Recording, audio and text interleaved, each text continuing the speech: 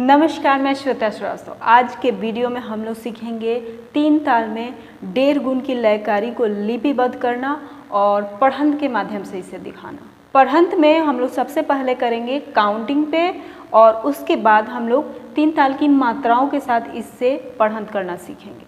मुझे आपके support and blessing की बहुत ज़रूरत है। इसके लिए आप मेरा चैनल सब्सक्राइब कर दीजिए अगर आप यहाँ पहली बार हैं तो। और अगर आप म्यूज़िक के स्टूडेंट हैं या म्यूज़िक से आपका किसी न किसी रूप में वास्ता होते रहता है तब तो मेरा चैनल ज़रूर सब्सक्राइब कीजिए, क्योंकि यहाँ मिलेंगी आपको बहुत सारी काम की वीडियोस। तो चलिए वीडियो को शुरू करते हैं। जब एक मात्रा काल में 1.5 मात्रा, यानी इसे यूँ भी कह सकते हैं कि जब 4 मात्रा में 6 मात्रा बोली जाए तो उसे आड़ी या ड्योढ़ी लय कहते हैं। इसे तिस्त्र जाति की लय भी कहते हैं। यानी इस ताल की लयकारी को लिपिबद्ध करते समय हमें ये ध्यान रखना है कि एक मात्रा में 1.5 मात्रा, या यूँ कहें कि 2 मात्रा में 3 मात्राएं आनी चाहिए। तो चलिए हम लोग इसे पहले लिपिबद्ध करके समझ लेते हैं कि कैसे एक मात्रा में 1.5 मात्रा बनेगी या 2 मात्रा में 3 मात्राएं आएंगी। 3 ताल की आड़ी लय या ड्योढ़ी लय को लिपिबद्ध करना सीखते हैं।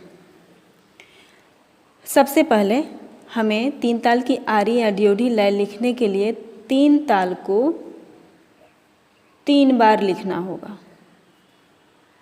फिर हर मात्रा के बाद एक एक अवग्रह लगाना होगा। अवग्रह मीन्स ऐसा चिन्ह।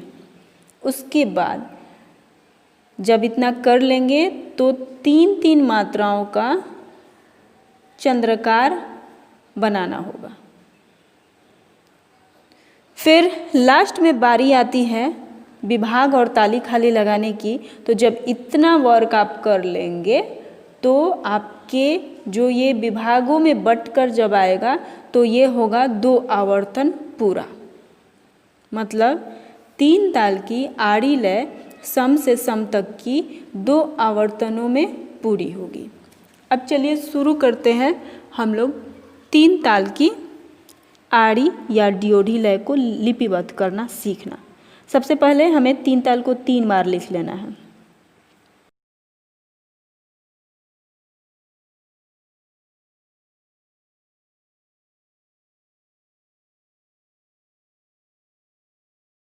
ओके, ये हो गया है पूरा 3 बार। चलिए देख लेते हैं कि यह सही 3 बार हमने 3 ताल को लिखा है या नहीं।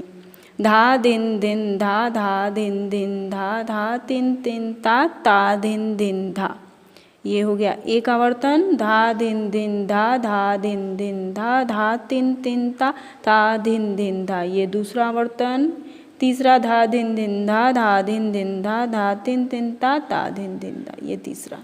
अब हम हर मात्रा के बाद एक एक अवग्रह लगा लेते हैं। याद रखिए, मात्रा के बाद, यानी इसके पहले नहीं लगाना है। इस मात्रा का अवग्रह ये, इस मात्रा का अवग्रह ये, ऐसे करके आप इसे पूरा कर लें।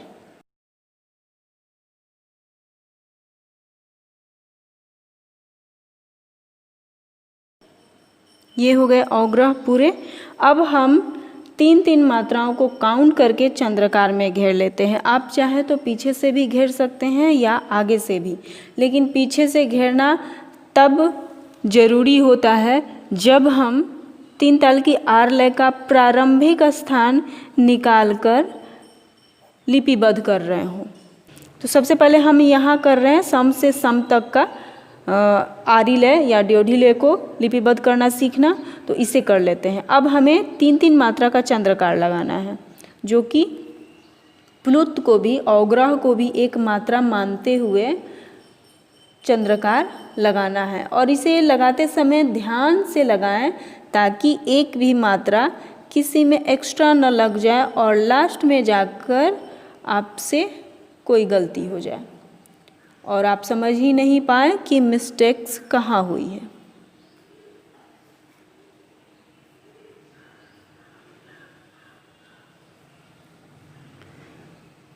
अब जैसे मैं ये मात्रा लगा रही हूँ तो आप एक चीज़ ध्यान दे रहे होंगे, कि यह मात्रा बिल्कुल साफ साफ और सही बैठी है।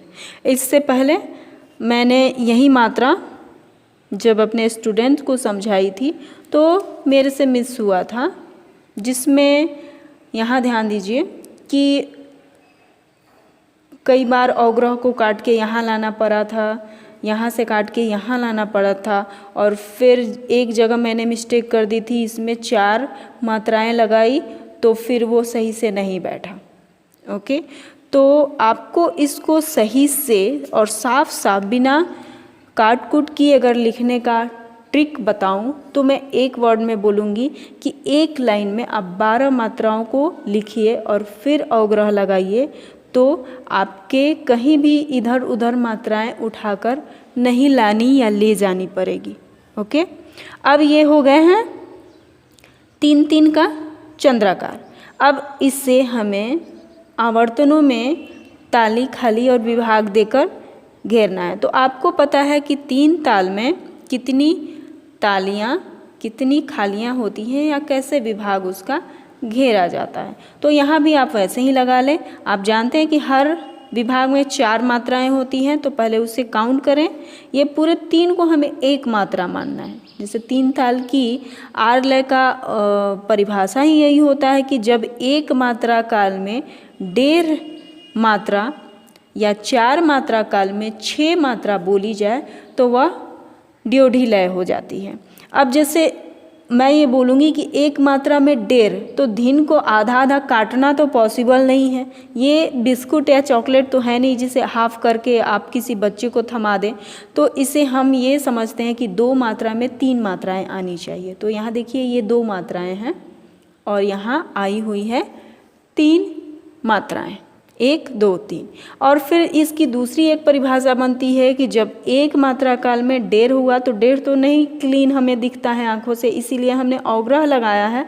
बट इसकी दूसरी भी वर्डिंग हम लोग सुनते हैं कि जब 2 मात्रा में 3 मात्राएं बोली जाए तो वो क्लियर दिख रहा है कि 2 मात्राओं में 3 है।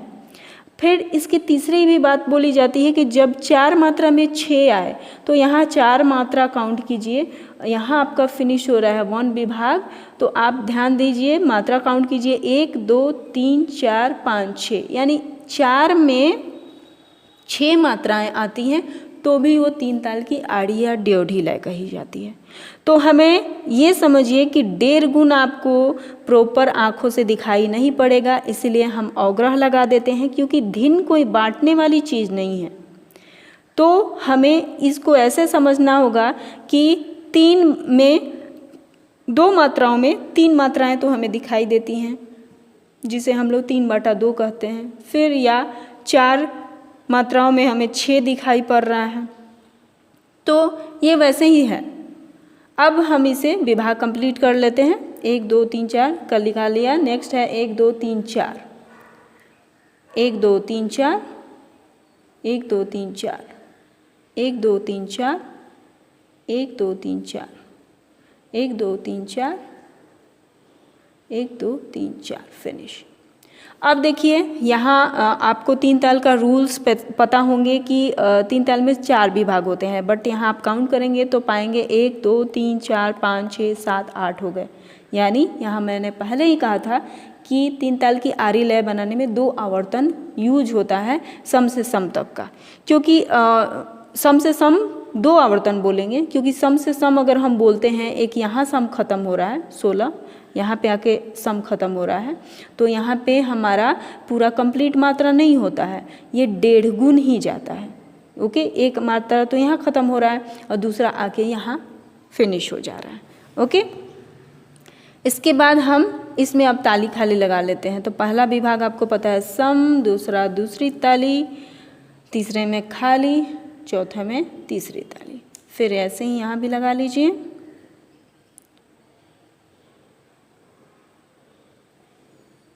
अब हमें मात्रा भी लगा लेनी चाहिए, क्योंकि तभी लयकारी की लिपिबद्ध को हम लोग कहते हैं कि अब ये कंप्लीट हो गया। मार्क्स आपके कट सकते हैं अगर आप आधे अधूरे लयकारी को लिपिबद्ध करेंगे तो, यानी आपको हर चीज़ प्रॉपर लगानी होगी, जिसमें मात्राओं का चिन्ह, ताली खाली विभाग को उचित रूप से दर्शाना, ये सारी चीज़ें शामिल होती हैं, जिसे हम लोग बोलते हैं प्रॉपर लिपिबद्ध करना। तभी आपको फुल मार्क्स मिल सकेंगे। ओके, कहाँ मिस्टेक हो गया? 12, 13, 14, 15, 16। अब हम इसे समझ लेते हैं परहंत के माध्यम से। परहंत पहले हम लोग करेंगे काउंटिंग पे। तो आप सबसे पहले ध्यान दीजिए कि मैंने इसको बताया कि 4 मात्रा में 6 आनी चाहिए या 2 मात्राओं में 3 आनी चाहिए। तो सीधा सा ये आपका आंसर है कि जो 3 ताल होते हैं तो 4 विभागों में बटे होते हैं। ये 4, ये 4, ये 4, ये 4, जहाँ की पहले विभाग में ताली, दूसरे विभाग में दूसरी ताली, तीसरे विभाग में पहली मात्रा खाली की यानी 9वीं मात्रा पे जो पड़ती है, और ये 13वीं मात्रा पे लास्ट तीसरी ताली, और फिर ये सम पे आ जाता है। तो जब आर लय बनेगी, आरी या ड्योढ़ी लय बनेगी, तो इसमें हमें पूरा 2 आवर्तन लेना होता है। ओके, और हमें 3 बार पूरे बोल को, पूरे आवर्तन को, आवृत्तियों को लिखना होता है। ये आपने लयकारी में समझ लिया है।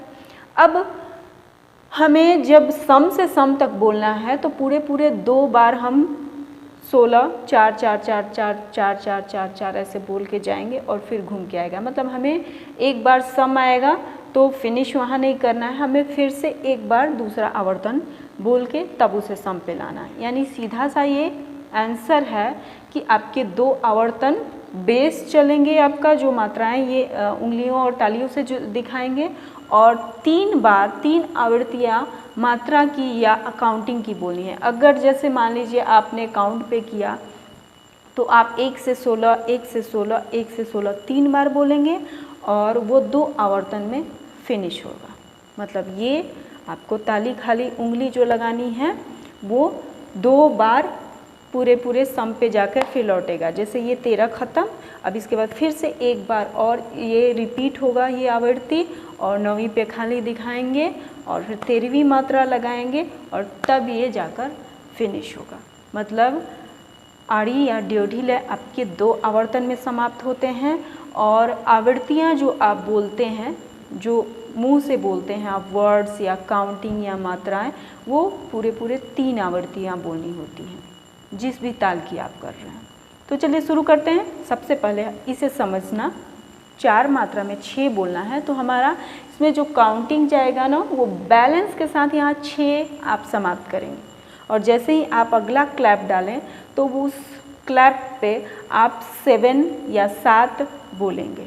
तो गिनती के माध्यम से अगर मैं इसको क्लियर करूं तो आपके लिए ये आंसर होगा कि जो आपका एक आवर्तन है ना, तो जैसे 1.5 गुण है ये, तो 1.5 आवर्तन 1 से 16 में ख़त्म होता है। मतलब जब आप पढ़ंत करके जाएंगे तो यहाँ 16 पे जो आपका वर्ड काउंट ख़त्म होगा वो 8 होगा। फिर 9 जो हम बोलेंगे वो सम से स्टार्ट होगा, यानी एक आवर्तन पूरा फिनिश किया, फिर 8 मात्रा बोली, तो बाकी 8 मात्रा बच गया जो हम नेक्स्ट आवर्तन में 8 मात्रा बोलेंगे और फिर एक आवर्तन और फिनिश करेंगे। तो 3 आवर्तन का हिसाब किताब हमारा ऐसे बैठेगा कि हमें एक आवर्तन में एक आवर्तन पूरा और 8 मात्रा, यानी 1.5 आवर्तन सम से 16 तक बोलनी है। फिर दूसरे आवर्तन में हमें सम से 9 से 16 तक फिनिश करनी है। तो ये आपका हो जाएगा 1.5 गुण की लयकारी। तो चलिए शुरू करते हैं। 1.5 गुण की लयकारी को काउंटिंग के माध्यम से पहले सीख लेते हैं। आप मेरे साथ प्रैक्टिस करेंगे तो आपको ज़्यादा फायदा होगा। 1 2 3 4 5 6 7 8 9 10 11 12 13 14 15 16 1 2 3 4 5 6 7 8 9 10 11 12 13 14 15 16 1 2 3 4 5 6 7 8 9 10 11 12 13 14 15 16 1। अब इसे हम मात्रा के साथ करते हैं। तो मात्राओं में जब भी आप करेंगे तो एक चीज़ का ध्यान रखिए, वही सेम इसका वही सेम इसका ट्रिक है कि डेढ़ आवर्तन सम से 16 तक जाता है, लेकिन डेढ़ आवर्तन क्या, अब धा दिन दिन दा धा दिन दिन दा धा तीन तीन ता दिन दिन दा धा दिन दिन दा धा दिन दिन दा, यहाँ तक आपका सम तक जाएगा। उसके बाद बाकी बचा जो आपका होगा 8 मात्रा और प्लस 1 आवर्तन, वो होगा धा तीन तीन ता दिन दिन दा धा दिन दिन दा धा दिन दिन दा धा तीन तीन ता दिन दिन दा। इतना आपको बाकी के 1 आवर्तन में बोलने हैं। चलिए शुरू करते हैं अब इसे मात्राओं पे बोलना। धा धिन धिन धा धा धिन धिन धा धा तिन तिन ता धिन धिन धा धा धिन धिन धा धा धिन धिन धा धा तिन तिन ता धिन धिन धा धा धिन धिन धा धा धिन धिन धा धा तिन तिन ता धिन धिन धा धा। आई होप आपको ये पूरी तरह समझ में आया हो। अगर इससे रिलेटेड और भी कोई डाउट्स हो तो प्लीज़ कमेंट बॉक्स में ज़रूर पूछ लें, मैं उसका रिप्लाई ज़रूर दूंगी। धन्यवाद।